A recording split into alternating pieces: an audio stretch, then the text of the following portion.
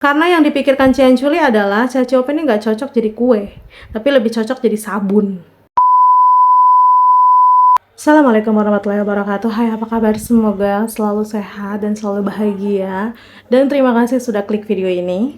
Kasus kali ini adalah kasus unik, sekalipun kasus yang kejam sih menurut aku. Karena seorang wanita asal Italia ini dikenal tega membunuh para korbannya dengan cara yang sangat sadis. Selain itu, korbannya dibuat menjadi kue dan juga sabun. Nggak usah lama-lama, kita langsung aja ke kisahnya.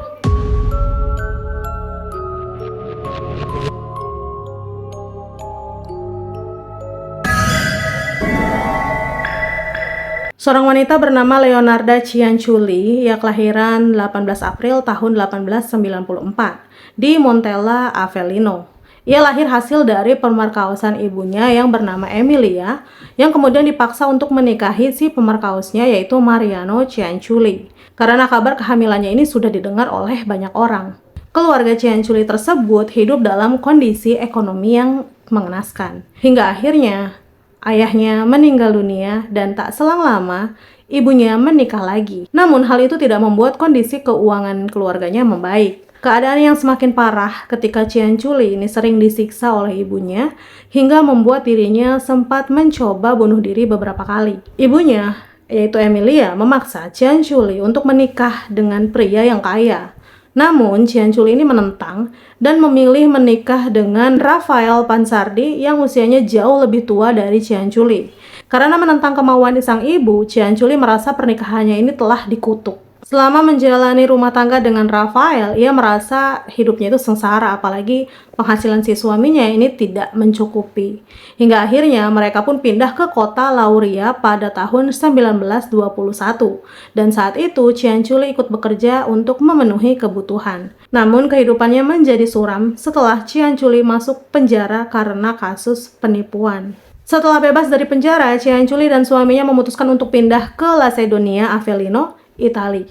Lagi-lagi nasib sial dialaminya karena rumahnya ini hancur nggak bersisa karena gempa bumi yang melanda pada tahun 1930. Kemudian mereka pindah lagi ke kota Correggio. Di sana kehidupan mereka mulai membaik, bahkan Cianciulli memulai membuka sebuah toko yaitu toko sabun. Nah, selama pernikahannya dengan Rafael, ia telah mengalami 17 kehamilan namun 3 anaknya ini keguguran.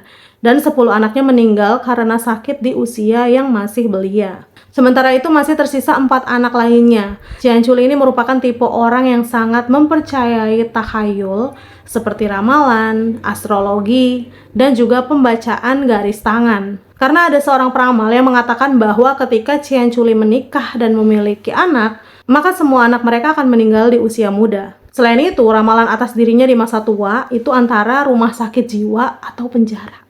Karena ramalan itu juga membuat Cianciulli menjadi paranoid. Ia berusaha untuk melindungi keempat anaknya.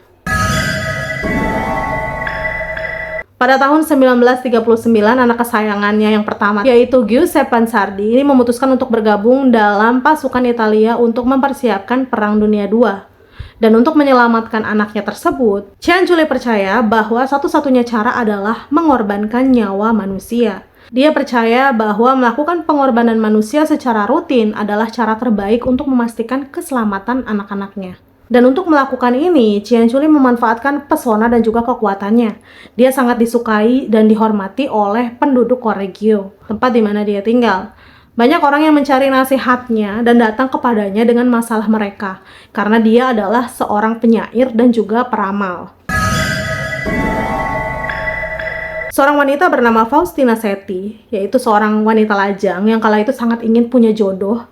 Diketahui juga bahwa Seti ini nggak punya kerabat dekat. Jadi Cianciulli mengatakan bahwa kamu akan segera menemukan jodohmu. Dia itu tinggal jauh di kota Pola dan mereka berdua bisa bertemu. Cianciulli ngomong nih kepada si Seti untuk menuliskan sebuah surat yang menjelaskan keputusannya untuk pergi, yang akan Cianciulli kirimkan setelah Seti sampai di Pola. Seti pun aja. Keesokan harinya, Seti datang untuk membayar jasanya Cianciulli sebesar 3.000 lira, yang pada saat itu setara dengan $530, dan juga akan berangkat untuk menemui jodohnya. Tapi sebelum berangkat sebagai bentuk perayaan dan selamat, Cianculi memberikan Seti segelas anggur dan beberapa saat Seti meminum, Seti pun pingsan. Karena di minuman tersebut udah dicampurkan entah itu racun atau obat ya. Pokoknya Seti ini pingsan. Dan dalam keadaan pingsan, Cianculi ini langsung beraksi, nggak tanggung-tanggung. Cianculi menyerang Seti dengan kapak. Setelah itu, ia menyeret mayat Seti ke dekat lemari, dan di sanalah tubuh Seti dipisah-pisahkan menjadi 9 bagian. Cianculi mengumpulkan semua cairan merah ke dalam baskom besar dan menyimpannya hingga dingin. Kemudian bahan keras, yaitu bahan kimia yang keras, ini ditambahkan ke potongan dagingnya Seti ya tentunya, lalu melarutkannya menjadi bubur. Setelah itu dibuang ke septic tank. Cianculi kemudian mengeringkan cairan merah Seti di dalam oven, lalu menggilingnya menjadi bubuk merah tua yang perlahan menjadi dingin dan juga kental. Karena nantinya bubuk tersebut akan dipadukan dengan komponen tambahan antara lain tepung, telur, dan gula, lalu dioleni. Setelah itu menjadi adonan kan, lalu menjadilah kue. Iya, jadi kue. Dan kue ini ditawarkan kepada tamu yang tentu aja nggak curiga dengan si Cianculi dan tetangganya juga. Jadi dia kasih ke tetangganya dan dijamuin ke tamu. Dengan kata lain, Cianculi putranya tentu aja dan tetangganya ini memakan Seti. Sayangnya, satu korban aja ini nggak cukup. Karena Cianculi percaya bahwa korban tambahan ini diperlukan untuk keselamatan anak-anaknya. Atau mungkin aja sebenarnya Cianculi ini udah mulai menikmati membunuh orang. Dia kemudian mengalihkan perhatiannya kepada seorang wanita bernama Francesca Soavi yang sedang mencari pekerjaan.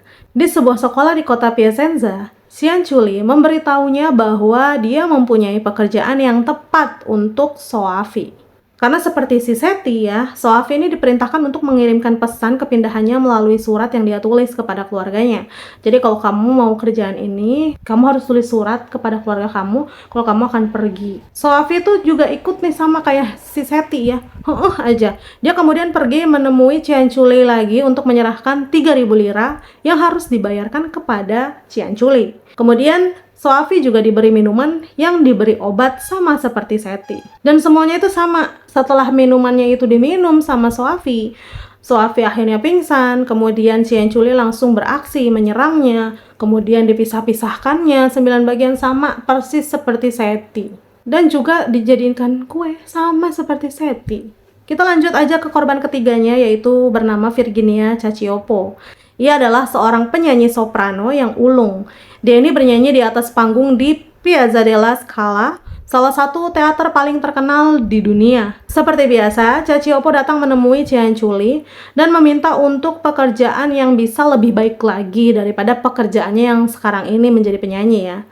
Lalu Cianculi mengatakan bahwa Cacioppo mendapatkan pekerjaan sebagai sekretaris di Florence. Seperti di awal, Cacioppo ini diminta untuk merahasiakan kepergiannya. Cacioppo juga memberikan uang sebesar 50.000 lira. Kemudian Cianculi memberikan segelas anggur untuk diminum oleh si Cacioppo. Yang udah jelas itu adalah anggur beracun ya kan. Sampai akhirnya si Cacioppo ini pingsan.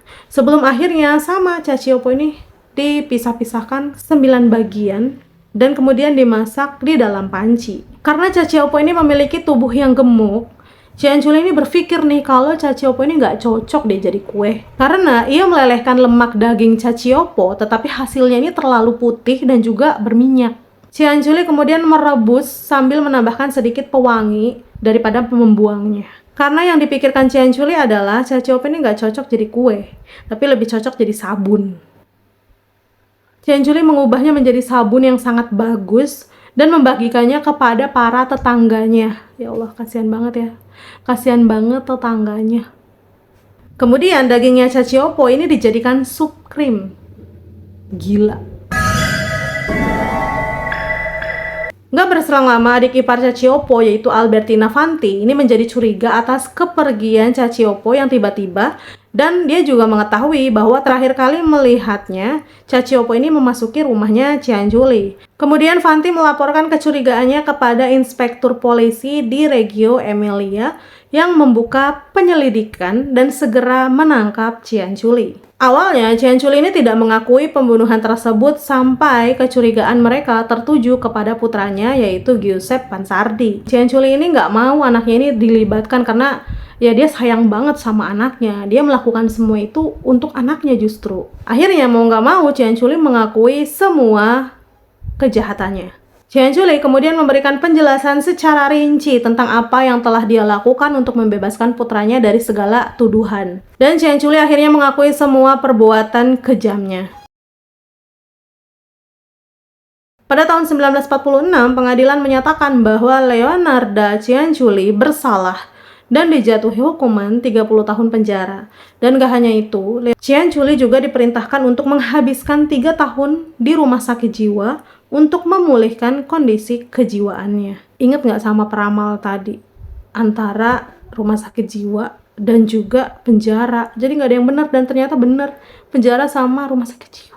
Namun belum selesai masa tahanannya, Leonarda Cianciulli dinyatakan meninggal dunia pada tanggal 15 Oktober 1970 di rumah tahanan wanita di Pozzuoli akibat pendarahan di otak. Pembunuhan sadis yang dilakukan Leonarda Cianciulli ini masih sangat diingat sampai saat ini. Sementara beberapa barang yang dia gunakan saat membunuh seperti kapak dan juga baskom ini disimpan dan juga dipajang di Museum Kriminologi di Roma.